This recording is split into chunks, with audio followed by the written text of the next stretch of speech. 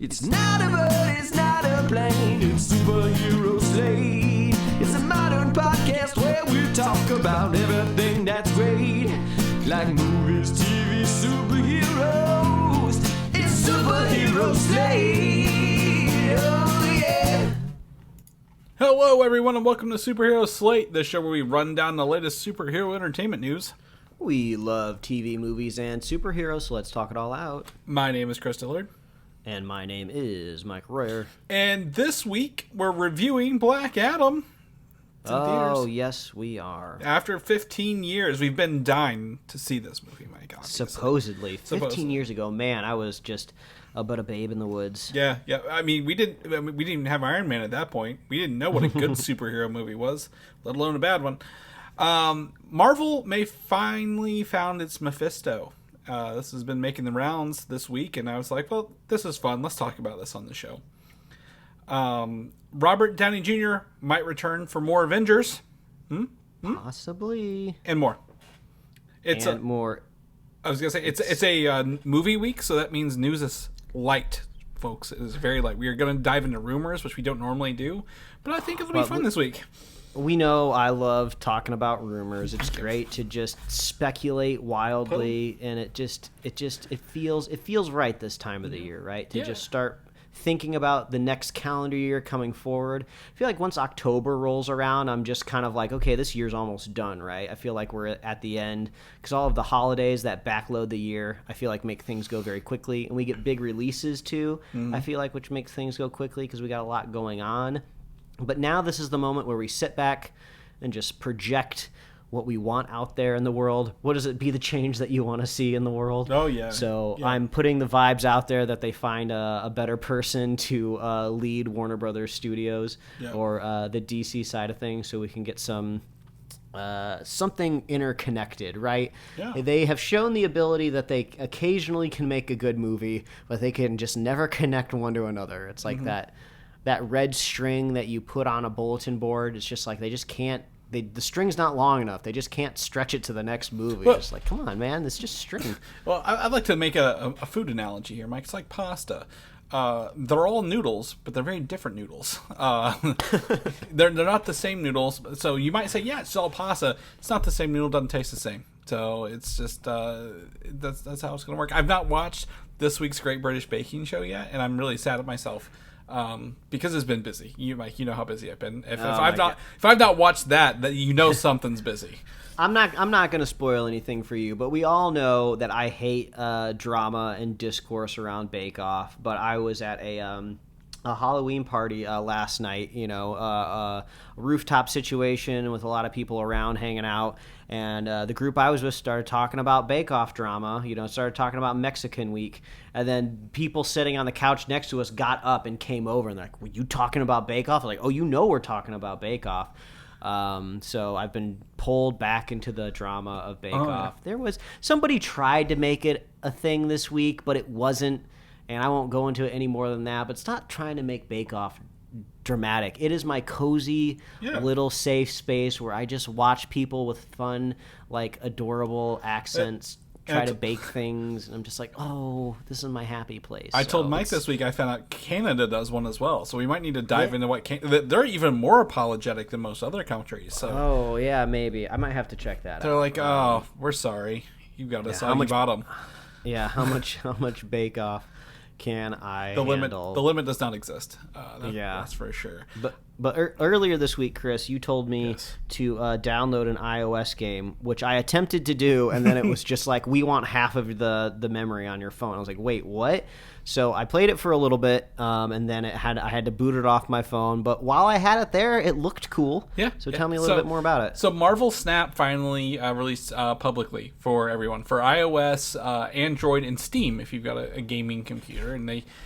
you will play against everyone across everything. It's very universal, and you can see it. So the way this game works is you build a quote-unquote a deck of characters, and each character has an ability.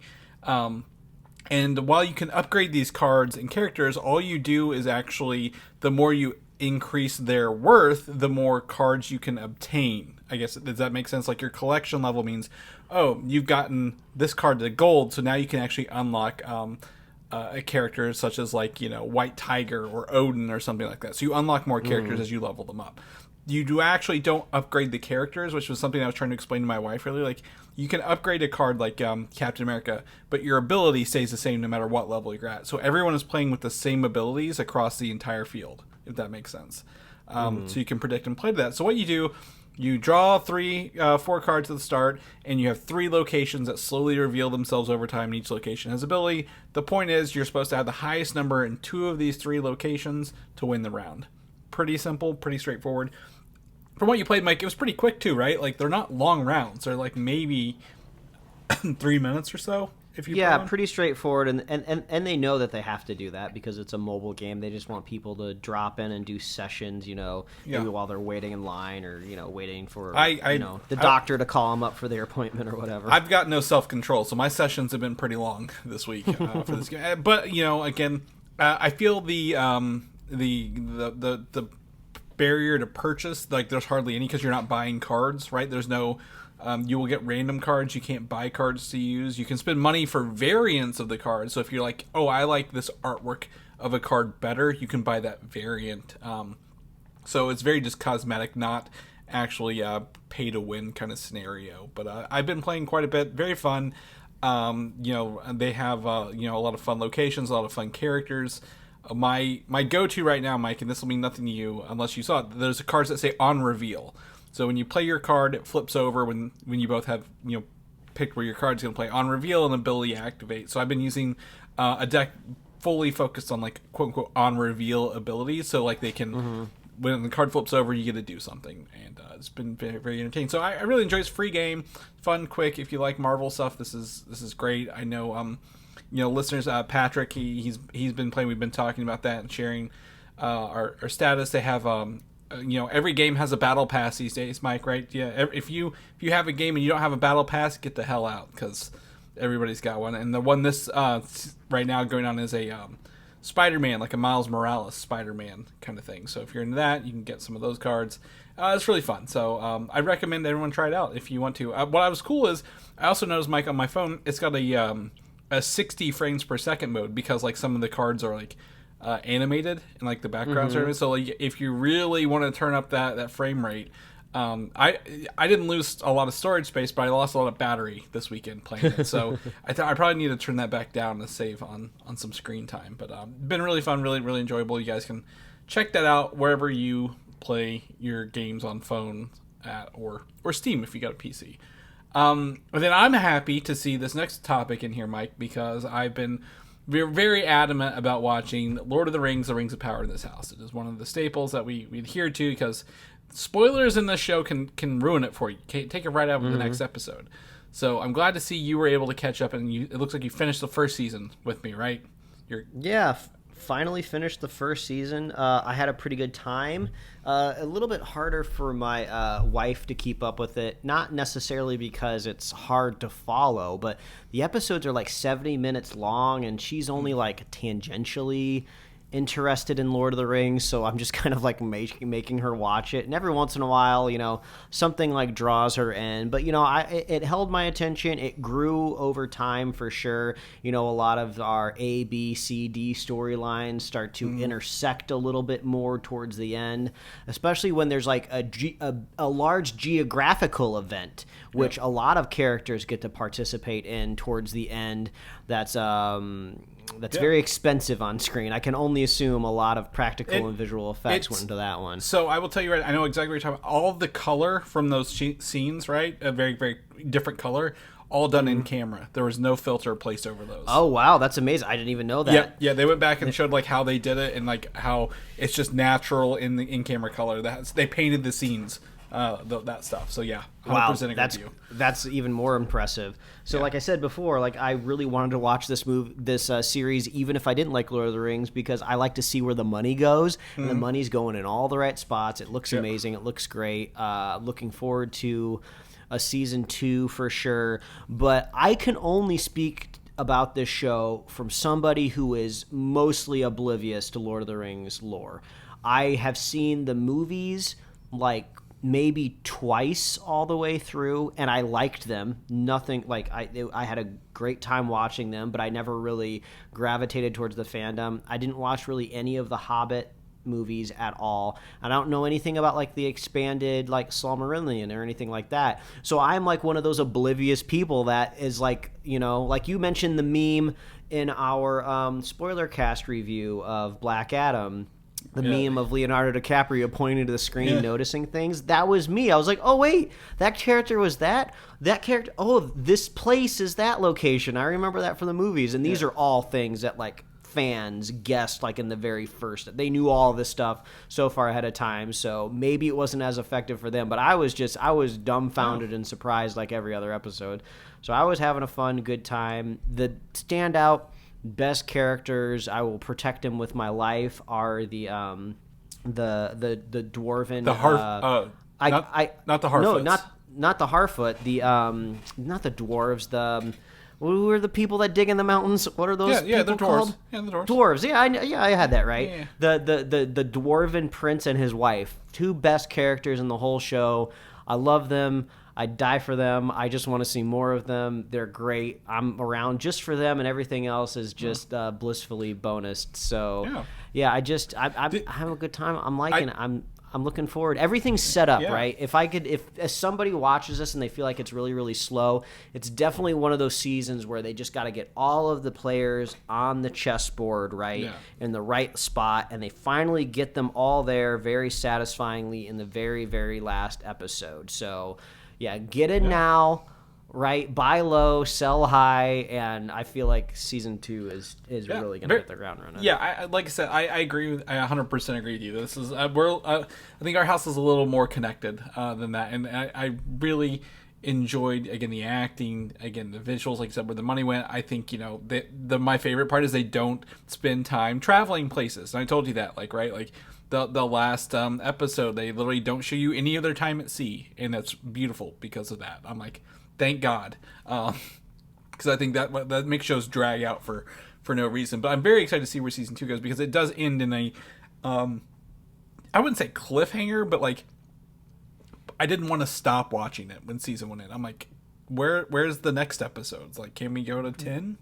Did you guess any of those reveals in like the last 2 episodes? I had no idea, but I'm curious if maybe you figured it out. No, I had it flipped. I had it another way, and we can talk about that later. But okay. I definitely did not, and I think because of that, I felt better at it because I did not know, because I went in a totally different direction. So, and that's fine. I think that's totally cool. So. I think we have a lot more to see. Again, the actors fantastic, and I'm really, really excited to see more of this. So, cross our fingers. So let's jump into what we just got done reviewing Black Adam. If you want to listen to our spoiler cast or review episode, whatever you want to call it, we just got done. The first portion is spoiler free. We always do spoiler free first and spoilers. So if you want to listen to that early on, get a taste for it. Before you watch it, feel free. We're going to do like a quick abbreviated version right here for you guys, spoiler free, and some other notes that we have for the movie. So Black Adam, starring Dwayne Johnson, The Rock, whatever you want to call him, is in theaters. It is the latest DC movie to hit the landscape, and it definitely landed, if you were to say that is. So I'm gonna go first. Let's flip flop, because you went first in the other one. I'm gonna go first here, Mike. I would say, spoiler free, absolutely, this movie is one of the most unoriginal, run of the mill films I've ever seen, with a very a big actor with a large presence who didn't really do a lot of acting in here. Really just kind of, like I said, when I say it landed, it kind of fell flat and didn't bounce anywhere is what I meant by that. So I think this movie, not a huge recommendation for me to say you have to run out to theaters to watch it. People may disagree. That's fine. If you like it, totally cool. Enjoy it. That's your prerogative. But for me, not something I think you have to run out and watch, because anything in this movie you've already seen done better in another movie for that. So Mike, go ahead, lay it on it for us. Yeah, unfortunately, very easy. Agree. Not a whole lot to hang your hat on in this film. Nothing particularly exciting. And as Chris mentioned, anything that might be a pillar of interest has already been done better. by Marvel. They've beat them to the punch. It doesn't even matter anymore whether a comic book character was invented before another one, back in the day when the comic book labels were fighting each other. Now the battleground is the big screen, and Marvel's beating them to the punch over and over again. So you just got to find a way to flip the script and make it different, and this is not the way to do it. No. I just wanted to get out of this film. I was begging for the credits to roll. I got dragged all the way through it, and I came out filthy on the other end. Can't recommend it, but I suppose, if you need something to throw on while you're doing the dishes, it'll be on HBO Max in 45 days. You always got to catch the after credit scenes, right, just to kind of see what the crystal ball is saying, right? Pierce Brosnan was nice. He is our Bond from our childhood, so I always love seeing him in anything. He's fantastic in Eurovision Song Contest, a Ballad of Ice and Fire, I think is what it's called on Netflix. He plays the father in that movie. He's great. So I love Pierce Brosnan in anything he's in, and he does great in this. But so much of this film is unearned. It's just unsuccessful on every front. But we mentioned this at the top of our spoiler cast, spoiler free, of course, still.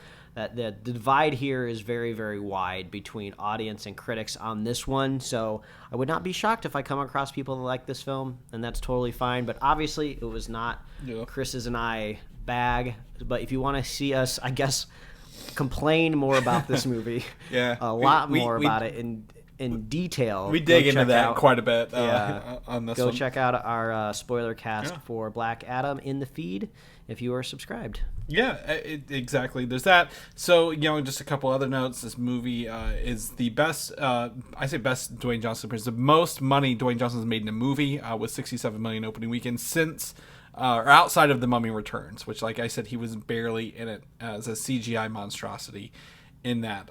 For that, and this movie has been talked about since 2007 with The Rock, so you're going to see that quite a bit probably in the news. Like, oh my god, they finally did it. It's not really been in production, as Mike said, since it's just been on paper. Like, hey, we want to do this, let's figure out a way. They finally got there. But, maybe that's a part of a 2007 movie, right? We hadn't had good movies back then when they were writing these, so... But yeah, so you can check out that spoiler-free review. First half is always spoiler-free again, so check that out. Let us know what you think. We're interested in other people's opinions, even if it doesn't agree with us. Totally cool. But I think I don't know when it'll be on HBO Max, but we said 45-day window maybe probably for it. That seems to be the window. If they don't cancel HBO Max by then, who knows what that company's doing? But woof. So let's go ahead and shift gears into another DC movie that's I would say this was, even though it's not been delayed, quote unquote delayed, like it hasn't been in production for 15 years. This has been delayed. I think it had more writers and directors than any other movie I've ever talked about, and that's The Flash. Apparently, The Flash coming out next year. The sequel script has already been written. They were writing this when they were writing the first movie. So, they have said that it does not require Ezra Miller to return for the script to kind of be relevant, right? So, I think that's a good thing. I've heard. Through the grapevine, through stuff, that Ezra Miller is, he even if it's a good movie, he doesn't want any part of this. Like he's tired of this life. He wants to go do his own thing, whether that's good or bad for other people. I don't know, Mike, but I think I just kind of want to see some of this movie, right? Like, it's got what's his name? Not Val Kilmer. What's his name?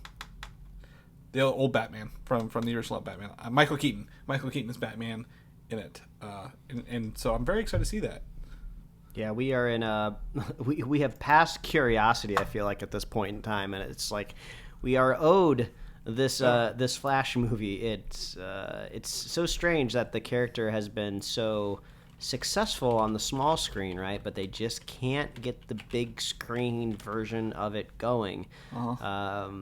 Yeah, so hopefully we'll see how the Speedster turns out.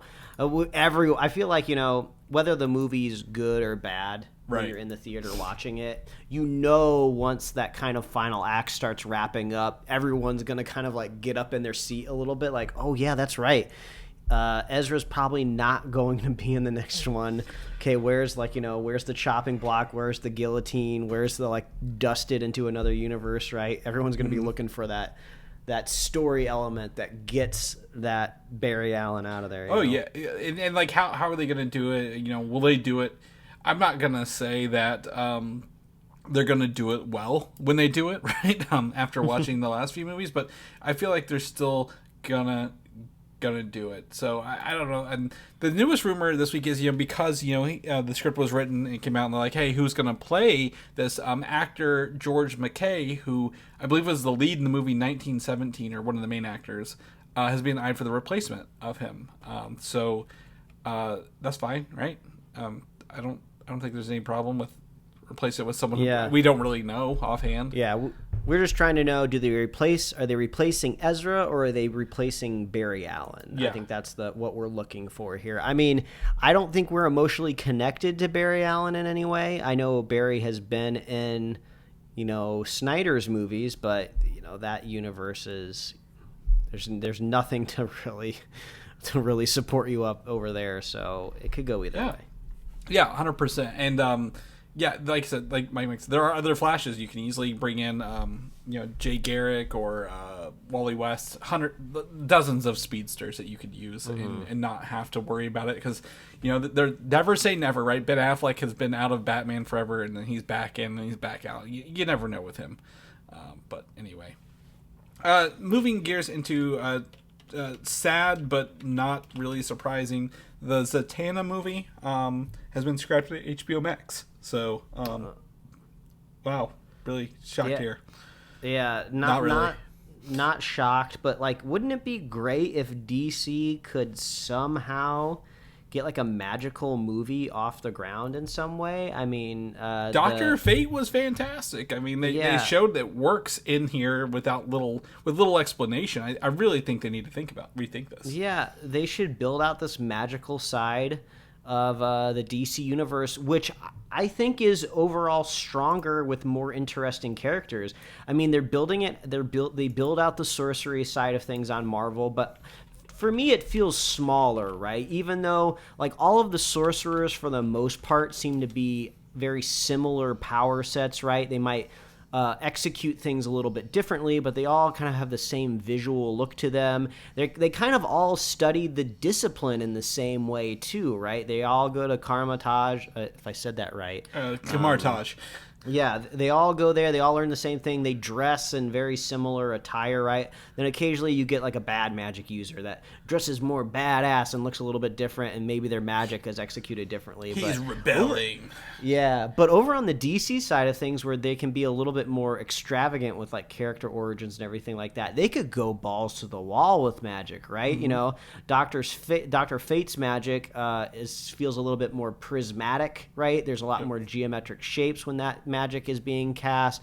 I feel like Zatanna's magic looks a little bit more kind of like classical, with kind of like, more of a magic wand approach. So there's like so many different things that you could do over there that I think they could actually set themselves apart from the competition. So, but it's Warner Brothers. Well, it's not going to happen anytime soon. Yeah, and my question is this related to the Keanu Reeves returning as John Constantine? Is she going to be in there? Right? Is her character being rolled into that script, and that's why they booted it?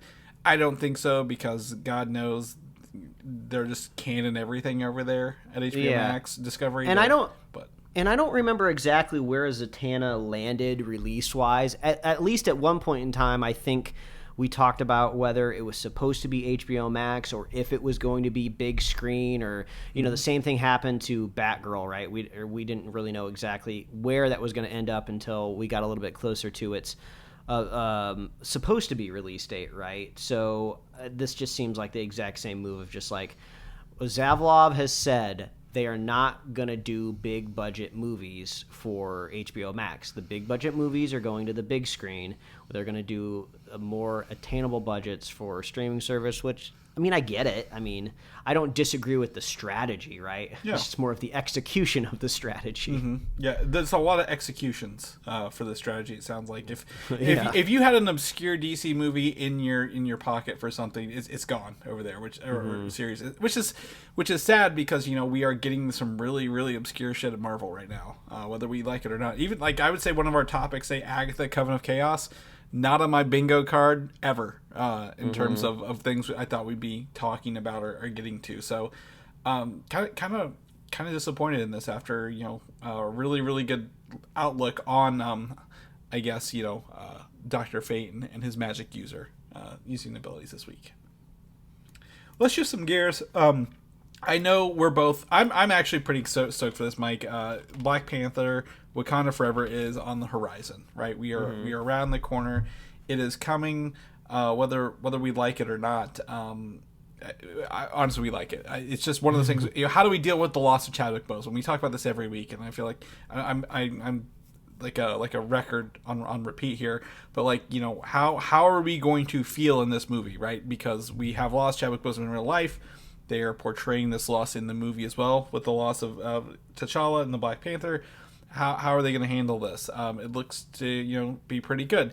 Currently, since the Wakanda Forever tickets have gone on sale several weeks ago, it is looking to be at or beat Doctor Strange for the biggest opening weekend of the year in theaters. Oh, I mean, this movie is going to be an absolute juggernaut. This is not just going to break yearly records.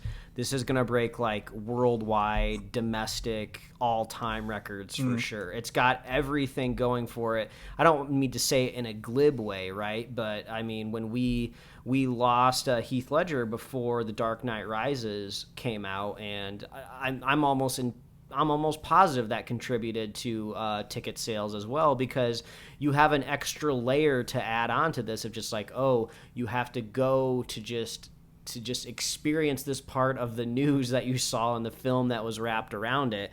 So, and also just go back to look at the last Black Panther movie just on its own, a juggernaut as well. It was just a movement and everybody loved it. So yeah, this movie is going to be a huge success. And I saw that you have this down here. I saw inadvertently a commercial spot for this one, a little 30-second I think bumper in front of probably a YouTube video or something, which I watched, and they do show a little bit more of Ironheart's armor. Not much. The scenes are going very, very quickly. You'd have to frame by frame to kind of get a clear shot, but I feel like if they've already moved on to commercial spots, it seems like do you think we're going to get another trailer? Is there another I don't think so. A minute 30? It doesn't seem like it, right? So it seems like we're going to have to wait until we're in the theater to kind of get a clear shot of what that armor's going to look like on the big screen, which I'm totally okay with, right? The ticket was sold the second that they announced Wakanda Forever, right? I didn't need a trailer to see it, but yeah, I'm stoked. I'm hyped. Yeah, we got that. We had the debut of Namor. We have to figure out who the new Black Panther is going to be. My fear is that's going to come out before the movie hits, and I don't want to know that, right? I want to go in surprised. So that's where I'm just kind of going to keep my fingers crossed that we miss that. There are a lot of sports events, right? Football season's going on right now, I believe. So there's a lot. They're really capitalizing on football commercials for a lot of this stuff. So that's where I heard some of these 30-second spots were hitting.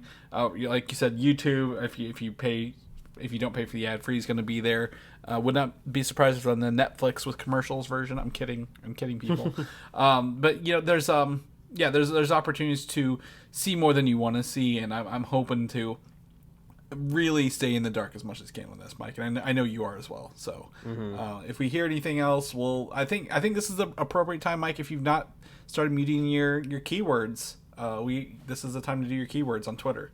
I think we're probably in muting season. So let's talk about Fantastic Four. This is a movie that's it's a mystical movie, right? I would say this and X-Men are the big quote unquote X factors in the Marvel formula going forward, right? They're relying on the MCU's Fantastic Four to reimagine them and also be the first good movie we've ever had. And then also X-Men, how do you fit them into this world? So Fantastic Four, we have a date, we have a director, we've talked about rumored writers, but the next thing is who's going to play these characters. We talk about it every week. We thought maybe they'd have some news for us at D23 or SCCC. Nope, just kind of sweep under the radar until it gets a little closer. This was recently delayed several months from I believe, November to February, so 3 months. Not huge, but to make room for the Blade fiasco kind of going on there. But the biggest thing here, whether you like it or not, is Adam Driver is currently in the mix to play Reed Richards or Doctor Doom himself.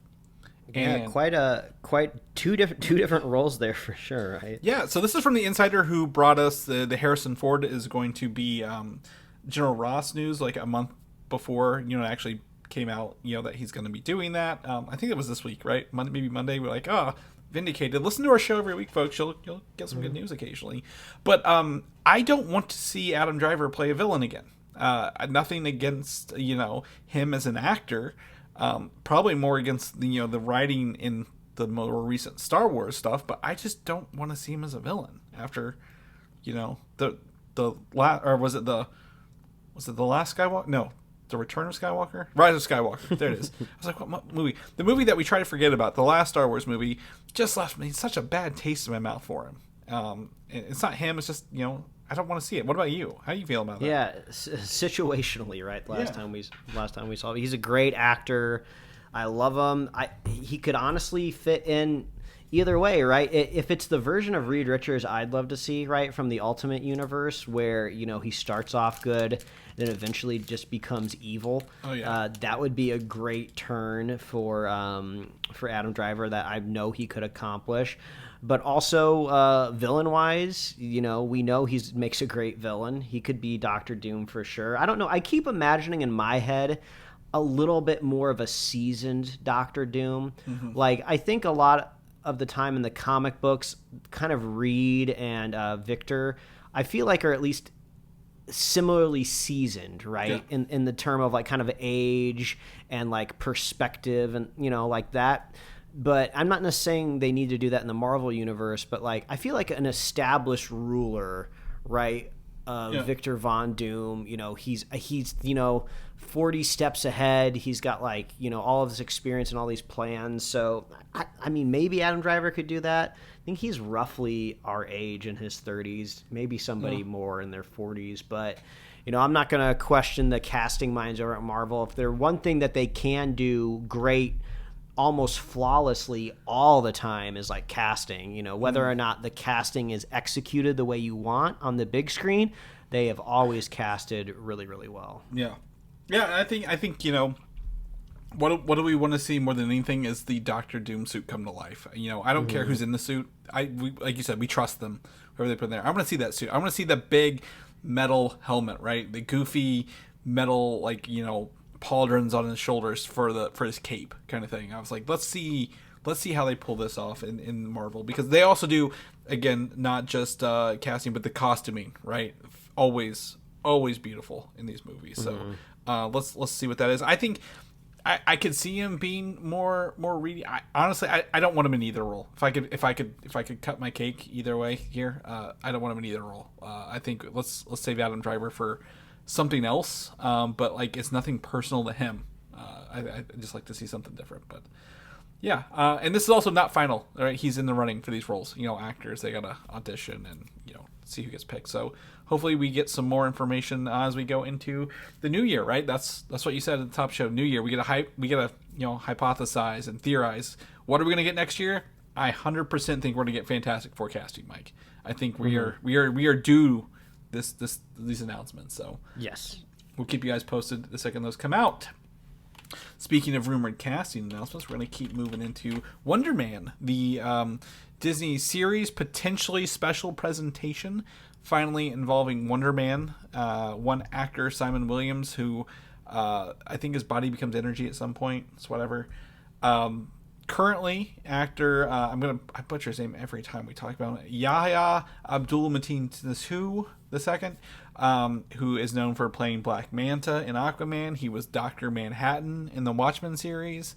Is rumored to be in the lead for this. So this was big news that a big DC actor is coming over to Marvel. Even if it's in a smaller capacity, they do say a lot of these characters will show up, in the movies eventually. So I don't see that being a problem. But I don't have a problem with his Black Manta, right? Supposed to be a bigger role in the upcoming Aquaman 2 sequel. Watchmen was a fantastic show, and I think he acted acted the shit out of that role, Mike, for lack of a better phrase. Oh yeah. So I love this new tool of special presentations from Marvel too. It just feels like when a movie seems like too big and a series seems too long, these special presentations just seems like a great way to bring in, like, not necessarily obscure characters, but like, let's get them kickstarted, right? Let's get the ball rolling before we really like lean into them more. So I'm glad we have that tool out there in the world now. Yeah, 100%. And like we've talked about before, some characters show up in some movies and some franchises unearned. They just show up and you're supposed to care about them. Well, that's not the best way to do it, and these smaller things could do it. Wonder Man, again, I could go to, hey, do you know who Wonder Man is in Marvel? I'm like, what the are you talking about, Chris? Who is what Wonder Man? Wonder Bread? The Wonder Years? Is it Fred Savage? It's not Fred Savage. It could be somebody else. But yeah, I think this is a great opportunity to do that. Again, I think this is a good acting choice. Now, Wonder Man is this would be a I'm trying to find the phrase here. He's normally a Caucasian male, be an African American gentleman in this. I think that's fine. I don't think I have any. A lot of people probably don't have any strong affinity to who is playing Wonder Man, as long as it's done a good job. So I think this is fine by me. I think he's a good actor. I even if he's not in this, I think maybe put him in a Marvel role somewhere else, Mike. We could probably see that down the road. Yeah, they got the purse strings. They can pay him. They even though I've heard rumors that Marvel is trying to maybe cut back on how much they're paying these actors. Mm-hmm.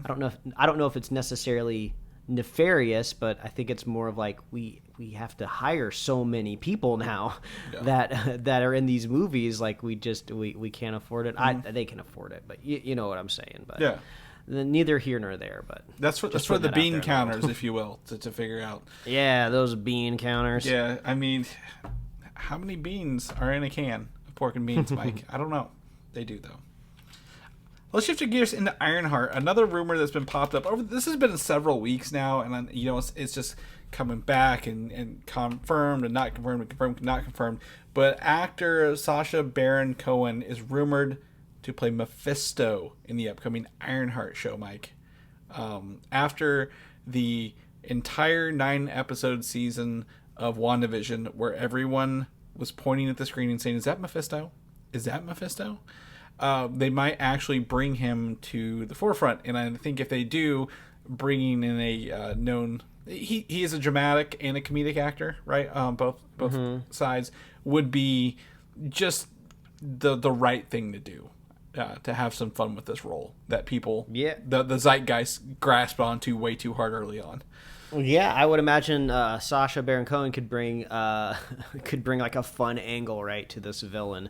I wonder if they would do if they would keep Sasha looking mostly human, or would there be like transformation elements? I mean, Mephisto can do whatever he wants, right? So he could look human, he could look like a devil.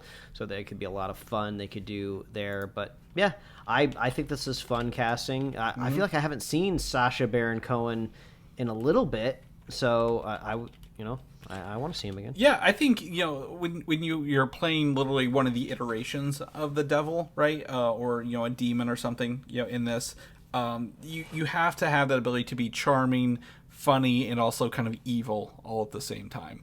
And kind of what I know him for, I guess we all know him from like Talladega Nights and Borat, his comedic roles. But I have you ever seen the movie Sweeney Todd? The musical. No, I haven't. So it's Tim Burton, Sweeney Todd, Johnny Depp, Helena Bonham Carter, of course, those two. It's a musical about the demon barber of Fleet Street. This is actually a great time of year to watch this movie, folks, if you want to watch Sweeney Todd, the demon barber of Fleet Street. So it's a murderous barber, but he is one of the people that is antagonizing them. So he does a really good job singing and acting in this movie. But most people, when they think of him, they literally think of his Borat, Ali G era kind of stuff, right? So I think there is some sincerity and really, really good acting in this. I'm trying to pull up his movie work here. He's great at being characters, right? Yeah. So he can implant himself in anything, and he'll do a great job. Yeah, he apparently was nominated about it looks like 24 times for the Trial of the Chicago 7 movie from 2020. He was also a voice of an uncle in Luca, the Pixar movie that we watched recently. Don't remember that. So he's got, I don't know if he's got anything coming up, but just kind of pulling up his Wikipedia page here. I think this would be fantastic. A really, really fun time. Now, mind you, we talked about the Hood. I always want to call him the Red Hood, but that's a Batman villain. He's just a guy who wears a red cloak, who has like some guns, and he has some magic abilities. He's normally powered by Dormammu, right, in the comic book. So they're changing that to a Mephisto role for this show rather than that. So I think that's fine.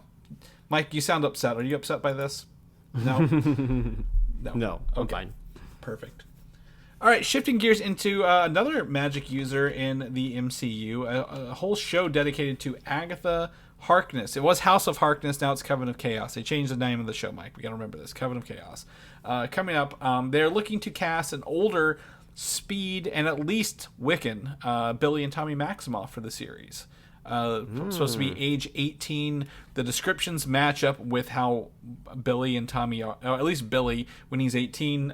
If you get Billy, of course you're gonna get Tommy, right? So is this a continuation of the Scarlet Witch story from WandaVision and Doctor Strange in the Multiverse of Madness? Is it, is she pulling in different variants, older versions of these? Because those two who play that are just kids still, right? They're young actors. They can't do 18 to 20-year-olds. So I don't know why they bring them into the show, if I'm going to be completely honest.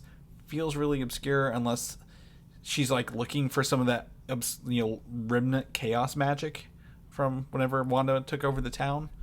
Yeah, it's when they first announced the show, my brain just assumed it was going to be a prequel.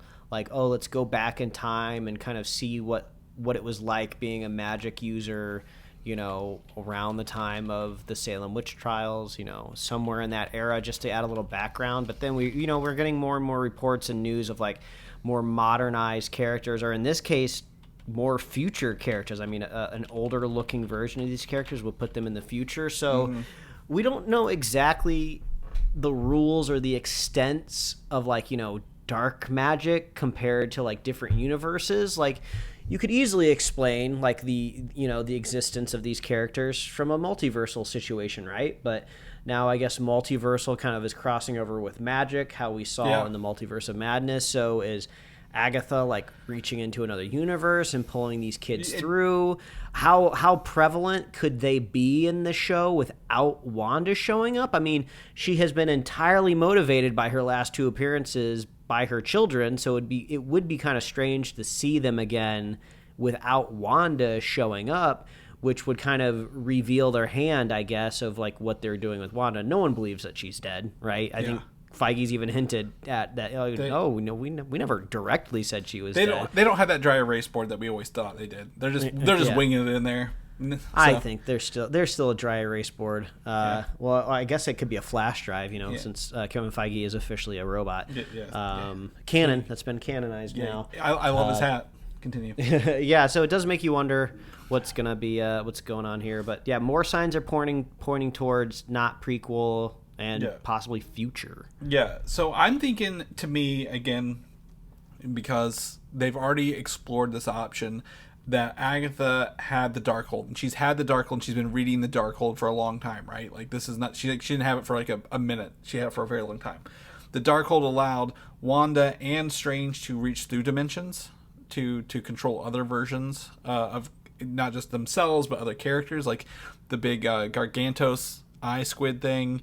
Wanda literally did control another version of herself for a while. So could Agatha be utilizing the same technique to find possibly the Wanda, the Nexus, the Chaos Witch in another dimension instead?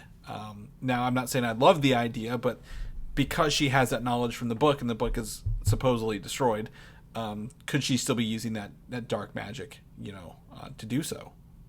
It's my theory. So, but yeah, so this is the kind of rabbit holes we can go down literally whenever we're like, hey, there's a casting announcement for someone who's 18 and matches another character who was played. So it's very dangerous, very dangerous. All right, Mike, this is going to be probably the big topic for you. I know you like to theorize. We mentioned at the top of the show. You've got your soapbox here, right? We're coming up on 400 episodes. But Avengers Secret Wars, the end of Phase 6, the end of the multiversal saga, they have said that they are looking to have Robert Downey Jr. return as a variant Tony Stark. I think this comes in two ways, right? One, everybody loves Robert Downey Jr. as Iron Man. Everybody loves him. And two, how many people wished it was the superior Iron Man in the Multiverse of Madness trailer when it turned out not to be? I think that conversation, pulled some strings. They're like, hey, raise some flags. I think they could be doing this, Mike. How do you want to see this happen? I mean, it's got to be a big moment in the film, right? When you see Robert Downey Jr. return to the screen, huge sacrifice, the most single emotional moment maybe you could point to in the whole Infinity Saga. Sacrificed himself to save everybody. His daughter is still out there. I'm positive that she'll be coming back in some way. The character will be older, taking on a bigger role in some way, whether it's super powered or not, they will be there. So if this character, even if it's in a multiversal way, or they shouldn't bring him back to life. That shouldn't happen, right? It's got to be treated like the biggest thing in the world, right? If this is a multiversal Tony Stark, he's not going to be understanding the context in which he shows up, right? If he either steps through a portal or rip in time and space or astral projected. I think the worlds are going to collide. I think the worlds are going to collide. I think they'll be but. Yeah, so he's not going to understand the context, and I'm sure he'll still be the same kind of smarmy, quippy, charming type of guy. So it's got to be a big moment. There's got to be a reason for it, not just to get him on the screen again. So I wonder what that'll be. Maybe the daughter finally gets to see the father again. I don't know. Yeah, well, let's go on to their next bullet point here. The major character for this movie is rumored to be Morgan Stark, his daughter, right? Who we only briefly got introduced to in Endgame, but there was a cut scene from that where there was an older actress who was playing Morgan Stark. When he snaps the fingers, he went to that. Not the soul world, right? And had a conversation with her, like an older version of herself. It was cut because people didn't quite understand it. It's fine.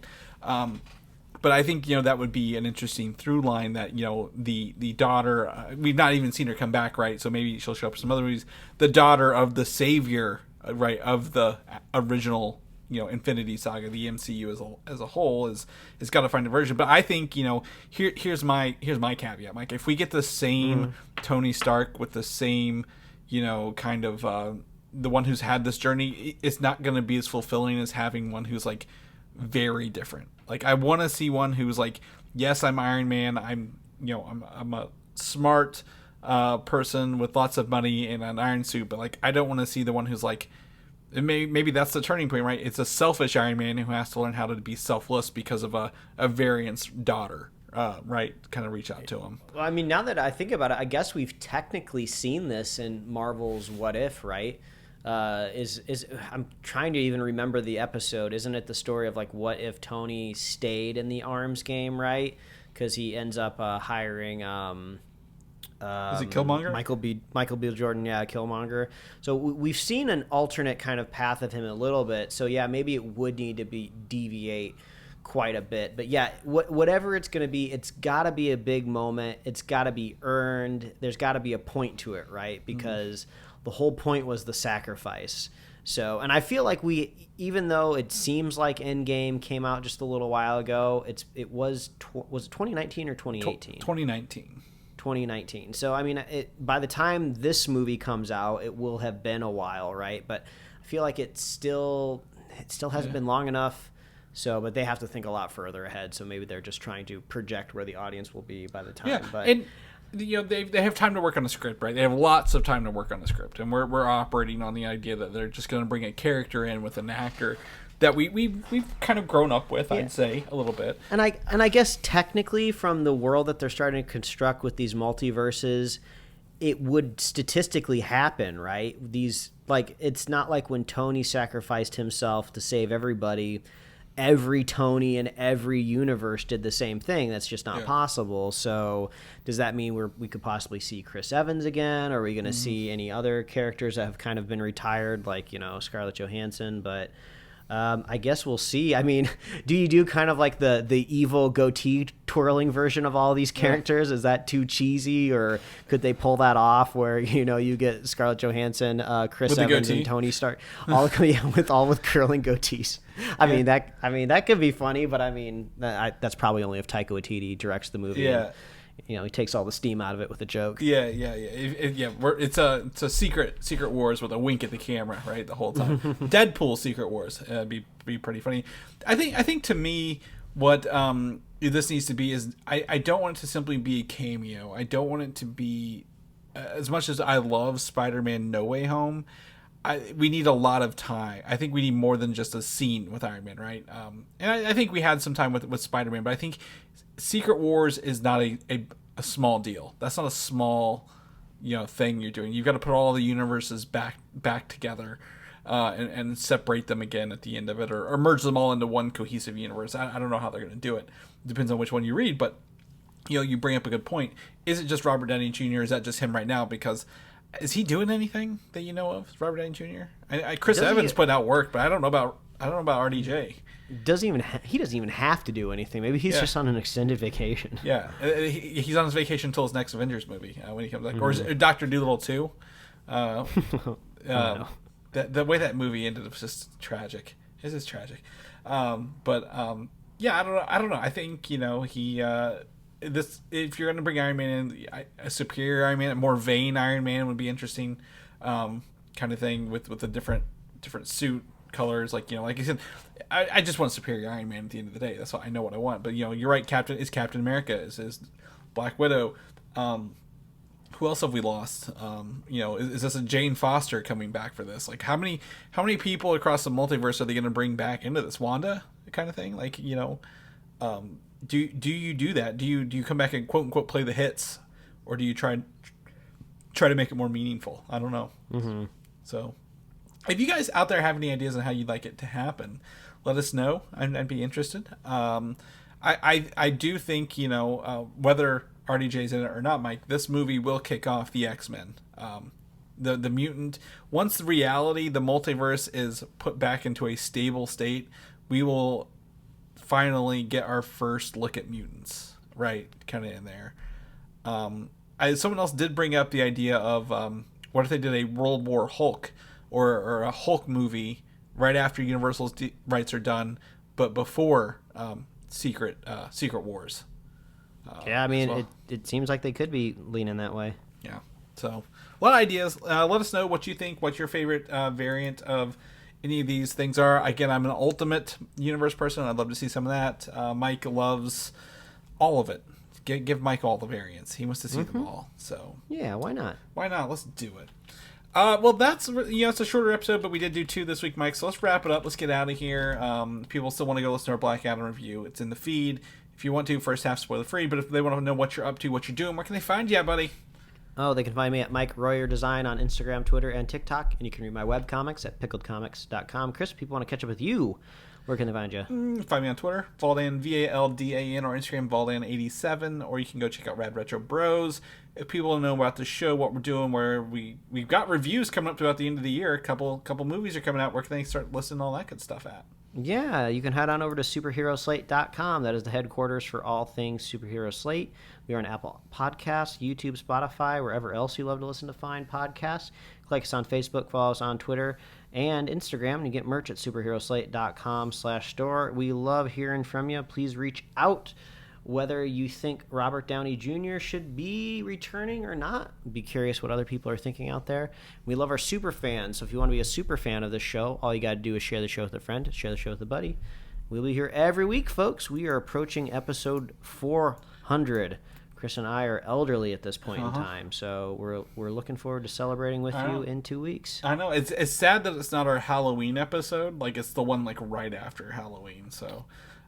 but maybe next year, maybe 500 will be next. No, it's not that long. I can't count. Yeah, we'll just have to do 100 more to see. We'll have to do 100 more. We'll time it out. We'll take breaks to make it work. But all right, well, we'll catch you guys next week. All right, bye. Thanks for listening, and don't forget to subscribe.